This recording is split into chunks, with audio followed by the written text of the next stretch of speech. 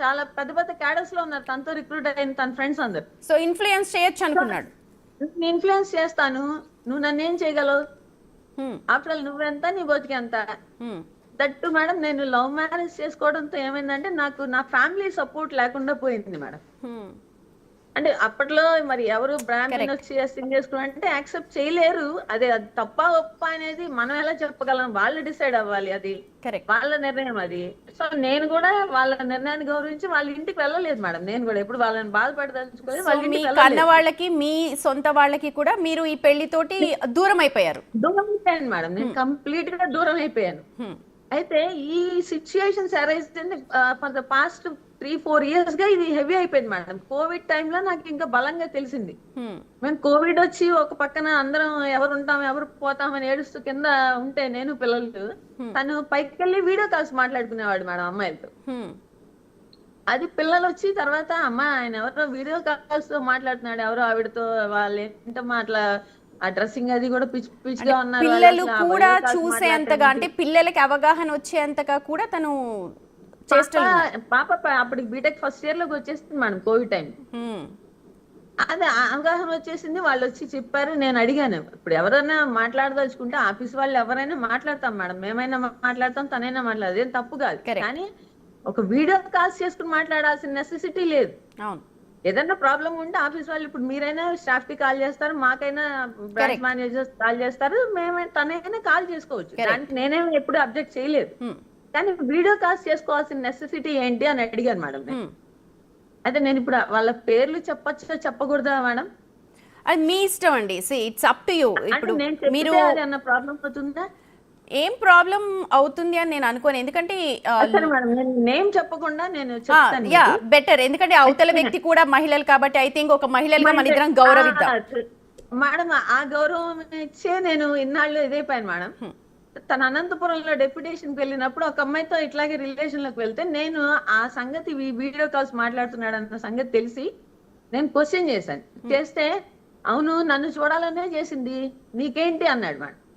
అదే నిన్ను చూడాలనుకుని video call చేయడం ఏంటి, ఆ అమ్మాయి ఎవరు అసలు నిన్ను చూడాలనుకుని వీడియో కాల్ చేయడానికి, మేముంటే ఇక్కడ ఫ్యామిలీ ఇక్కడ ఉన్నప్పుడు ఆవిడ ఎవరు అని అడిగితే నా ఇష్టం, నేను తను మ్యారేజ్ చేసుకోవాలనుకుంటున్నాను, నువ్వు నాకు డైవర్స్ ఇచ్చేసే అన్నాడు మేడం. ఓకే, డైవర్స్ ఇచ్చేసే అంటే అదేంటి అసలు పిల్లలు ఇద్దరు ఉన్నారు, డైవర్స్ ఇచ్చేసే అని ఒక ఉత్తమ మాట మాట్లాడేస్తావు ఏంటి అంటే, గబగబా అంటే తనకేంటంటే మేడం ఈ రిజిస్ట్రేషన్ పేపర్స్ అవన్నీ రాయడం అలవాటు కదా బాగా, గబగబా ఒక డాక్యుమెంటేషన్ రాసుకుని వచ్చేసాడు మేడం. పైకి వెళ్ళి ఒక డివోర్స్ కి సంబంధించినవన్నీ డాక్యుమెంట్ చేసుకొచ్చేసారా? డైవర్స్ మ్యూచువల్ అండ్ కన్సెంట్ తో అట, డైవర్స్ కూడా కాదు madam, just on stamp paper అట, mutual consent, I am allowing you to remarry అని చెప్పి ఇచ్చేసేస్తే నాకు ఒక 25,000 మెయింటెనెన్స్ ఇస్తాడట మంత్లీ. ఎవ్రీ వీకెండ్ పిల్లల్ని చూడటానికి నన్ను చూడటానికి మామూలు యాజ్ యూజువల్ తను ఎలా అయితే జాబ్కి వెళ్ళి వీకెండ్ వస్తాడా అలాగే వస్తాడట. బయటకి ఎవరికి చెప్పకూడదట నేను ఆ మాటని.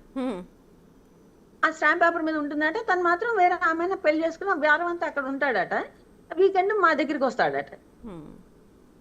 నేను చెప్పాను అప్పుడు ఎలా నేను వైఫ్ ని ఎలా అవుతాను, అప్పుడు వన్స్ నేను సైన్ చేసింది అత్త నీకు, నేను అప్పుడు ఎవరు చెప్పినట్టు sorry to use this word మా, నేను ఆ అమ్మాయి వైఫ్ అవుతుంది, నేను కీప్ అవుతాను కాబట్టి నేను అసలు దానికి యాక్సెప్ట్ చేయను.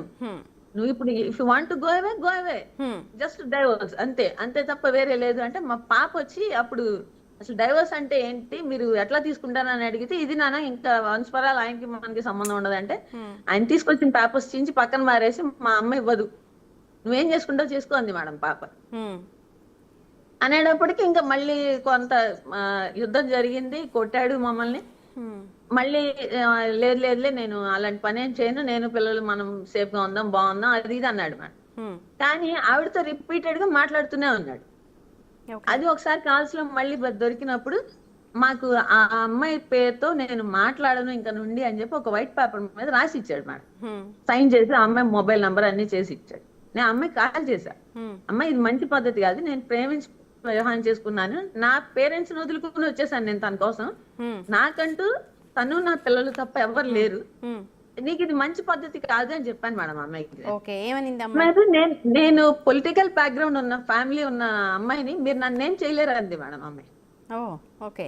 నేను పొలిటికల్ బ్యాక్గ్రౌండ్ ఉండడానికి, ఫ్యామిలీని నాశనం చేయడానికి నీకేం హక్కు ఉంది? కరెక్ట్.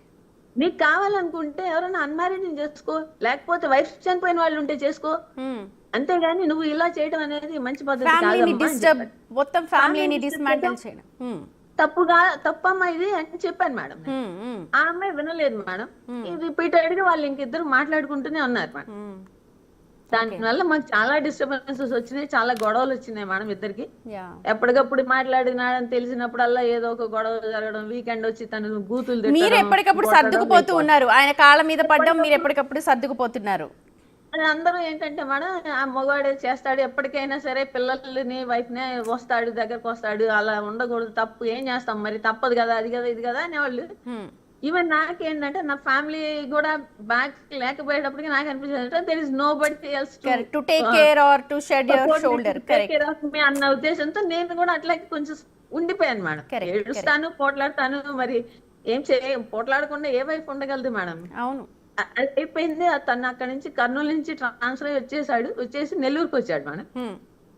ఇంకా నేను అసలు కర్నూలుకి వెళ్ళను, నేను మాట్లాడను, కర్నూలు అమ్మాయితో మాట్లాడను, అనంతపురం అమ్మాయితో ఏం చేయను, అది ఇది అన్నాడు. ఓకే. నెల్లూరు వచ్చేసిన తర్వాత అప్పుడు ఏదో చిన్న చిన్న డిస్టర్బెన్సెస్ ఉంటూ ఉండేవి మేడం. ఇంటికి వచ్చి వెళ్తూ ఉండేవాడు ఎవ్రీ వీకెండ్. నెల్లూరుకి వచ్చిన తర్వాత నెల్లూరులో ఇంకొక చిన్న అమ్మాయితో రిలేషన్ స్టార్ట్ చేశాడు మేడం. ఓకే. అది అసలు మాకు తెలియలేదు. మాకు తెలియకపోతే తను ఏంటంటే ల్యాప్టాప్ పెట్టుకుని ఫొటోస్ చూసుకుంటూ ఉంటాడు మేడం. ఇంటికి వచ్చి కూడా ఆ వీకెండ్స్ లో కూడా వచ్చి ల్యాప్టాప్ పెట్టుకుని ఫొటోస్ చూసుకుంటూ ఉంటాడు. నేను కానీ పిల్లలు కానీ వెళ్ళం కానీ విండో క్లోజ్ చేస్తూ ఉంటాడు. ఓకే. ఏంటి ఆ సౌండ్ అవుతుంది కదా మనం వెంట నడిపించే సౌండ్, వెంటనే విండో క్లోజ్ చేస్తుంటాడు. ఏంటి ఇది ఇట్లా మళ్ళీ చేస్తున్నాడు, మళ్ళీ అన్న కొత్తగా స్టార్ట్ అయిందా అనుకున్నాం మేడం. ఇలాగ వాళ్ళందరూ ఏదో ఎవరో ఒక ఎంప్లాయీ రిటైర్ అవుతున్నారు, మేమందరం టూర్ వెళ్తున్నాము స్టాఫ్ అందరం కలిసి అని చెప్పాడు. సరేలే ఇది ఇన్ జనరల్ వెళ్తారు స్టాఫ్ అనుకున్నాం, మేము ఏం మాట్లాడలేదు, వెళ్ళిపోయాడు మేడం ఒక 3 days. ఆ 3 days ఆఫ్టర్ వచ్చిన తర్వాత పిల్లలు అడిగారు, టూర్ వెళ్ళావు కదా ఫొటోస్ చూపించు అని. ఫొటోస్ చూపిస్తాను అన్నాడు కానీ చూపించలేదు. పిల్లలు కూడా రిపీట్, అంటే ఇంకా పిల్లలకి కూడా ఏంటంటే మేడం నేచర్ అర్థమైపోయింది.